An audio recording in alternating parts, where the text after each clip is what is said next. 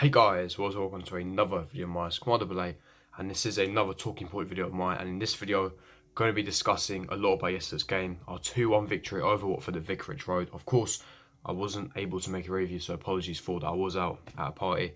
However, for this, it's massive. The talking points, the three main talking points that I'll be talking about is Jorginho'S world-class performance, his elite display and why he's a world-class player, his assist for Tammy Abraham, godlike.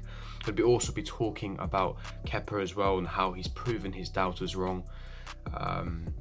He's such a world-class goalkeeper, so much potential out of him. Why I think that the criticism he's come under has not been justified. And also finally going to talk about Zouma the tank. Zouma's beast of a performance and why he's finally found form again and picked up. But before I go into it, make sure you smash that like button, subscribe to my channel. If you're not here, make sure you hit the notification so you're notified for every time I upload, and comment down below your thoughts and opinions in the comment section below. But without further ado, let's get straight into it. Now, starting off with Jorginho, his performance. He was absolutely magical yesterday. Now, we all know his position, register.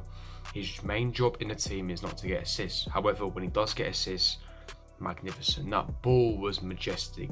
Says Fabregas, as like, and not even the assist, the way he dictated the game. And despite Watford having spells, I believe that the 2-1 scoreline was very, very flattering to Wolves. But the way he dictated the game, how he controlled large parts of it, and you even saw so many examples.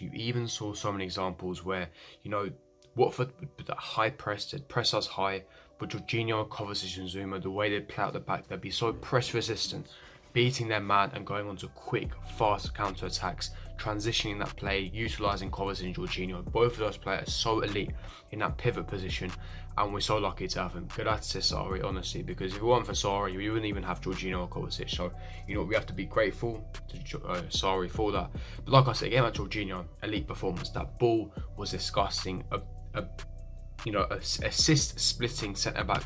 A ball, it just split the whole defence. It split Watford's defence apart, literally curved around the core, split the centre backs apart. A beautifully weighted ball, and Tammy Abraham dinks Foster to score the goal. And for me, majestical. And you know what, scoring in the 5th minute, I thought we could kick on and get a few goals.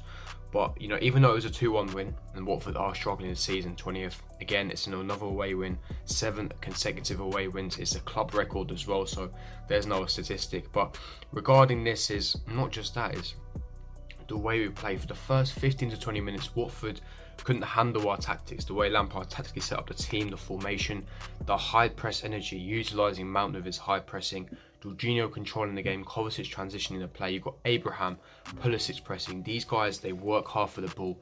Not only do they create magic, not only do they, operate in those half-spacing lines, but especially Pulisic, his defensive duties has been phenomenal. The way he's recovering back to win the ball, magnificent for me. The way Jorginho was, in the register position, controlling the game, dictating it from the string, kind of orchestrating the game, was magnificent. The way he does it week in, week out. And unfortunately, he did give away that penalty. In my opinion, I still don't believe that is a penalty. Yes, he did trip him up. However, it was a bit of a coming together. And there was no goal scoring opportunity. And he dived, because as soon as he got clipped, he didn't even go down. He went down 2-3 seconds after, because he realised he wasn't going to get the ball, because he realised Kepa was going to get there quicker, so then he just dived. For me, that is a shambolic. That's a disgrace. I'm sorry. The idea of VAR is there to change clear and obvious errors.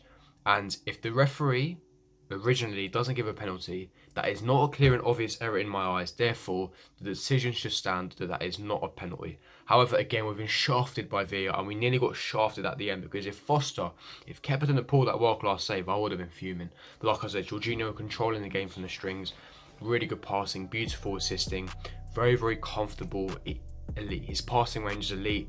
The way he reads the game and intercepts the game, he knows what he's going to do before he receives the ball. He thinks 10 steps ahead of his teammates, 10 steps ahead of his opponents. Before he even receives that ball, he knows where that ball is going.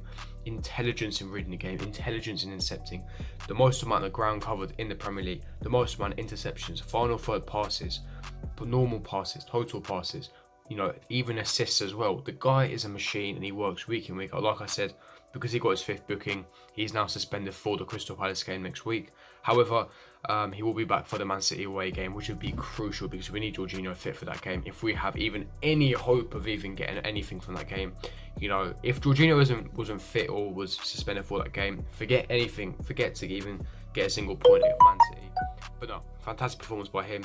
Now getting into the second player, and that is Zouma the tank, Zouma the beast. And what a performance. Now obviously he had a bit of a shaky start to the season, especially Old Trafford gave away that clumsy penalty, had a few clumsy challenges, that own goal at Sheffield United, but recently since then he's really picked up his form. And I've always said to you guys in time in so many videos that Zouma is a slow learner, it will take him time. And now we're finally seeing that Zouma at Everton, the 15-16 Zouma that was aggressive, winning those tackles, was being a monster in the air. This guy cannot be beaten in the air. One of the best aerial centre backs. He wins anything aerially. He's superior to anything. He wins every single header. He wins every single ball.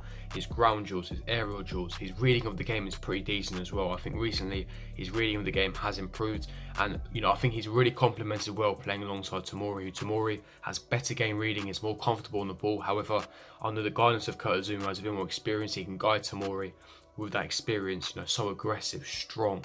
It's our black wall, like literally our literal black wall. And really, Zouma's proved a lot of doubts as wrong. I've always had faith in him. People that know me close, people that watch this channel regularly will know that I've always backed Zouma. I've always said that he's a top centre back. And remember, he's only 24 years of age. Sorry, he's 25. It was his birthday a week ago. He still hasn't hit his prime yet, so he's still going to improve. Once he improves, this guy will be a monster, honestly. Tank performance, that block was sublime. Watford could easily scored. We just came back from the interval, 1-0 up, 1-1. The game could be complete different complexion of the game. They could have been on the ascendancy.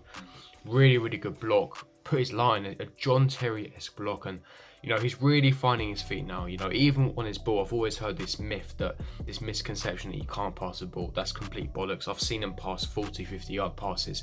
Yes, he doesn't look comfortable on the ball. I do agree, he doesn't look comfortable on the ball. The way he uses his body, Tomori is much more comfortable.